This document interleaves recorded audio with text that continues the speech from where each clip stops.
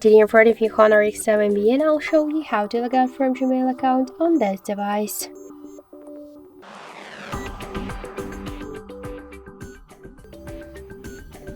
So first we should open the Gmail application, Gmail, and now tap on the right upper corner. To log out from Gmail app, we should first log out from Google account on our device. So tap to manage accounts on this device, click to Google section and click to remove icon.